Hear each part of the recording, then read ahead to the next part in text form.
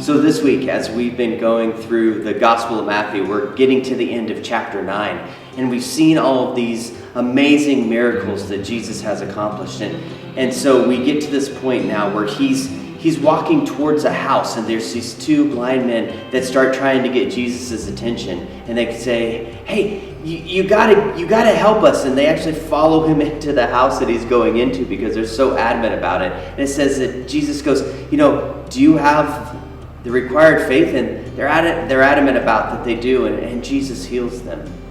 And then it says that almost immediately he goes and he finds this person who's mute because of demon possession. And it says that Jesus enables him to be able to speak. And as all of this is happening, you can just see a weariness that Jesus is starting to have from all of these people who are constantly clamoring for his attention. It's just been a lot over the past few weeks, and he's been acting in amazing ways with love for people.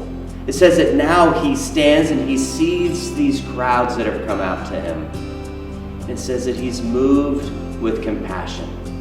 He sees them in their state of being just thrown down and held there. It's the terminology that he uses. And it says that he doesn't feel sorry for them. He doesn't pity them. He doesn't feel like, well, I got to do something because nobody else is going to do anything. He doesn't feel like, well, these people belong to God, so I should help them. No, it says that he sees them and he feels compassion.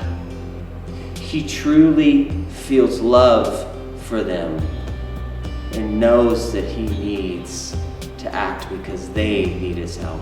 And then he says, pray that God will send out workers into harvest because we need more people who are going to go out and share the love of God with these people. That's where we find Jesus this week.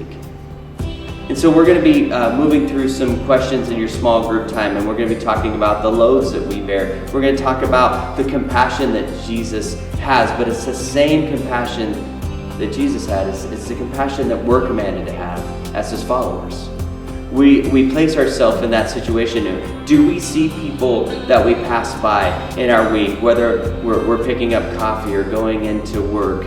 Do we see them and are we filled with compassion for them? Do we feel the same way that he did when we see them in need of help?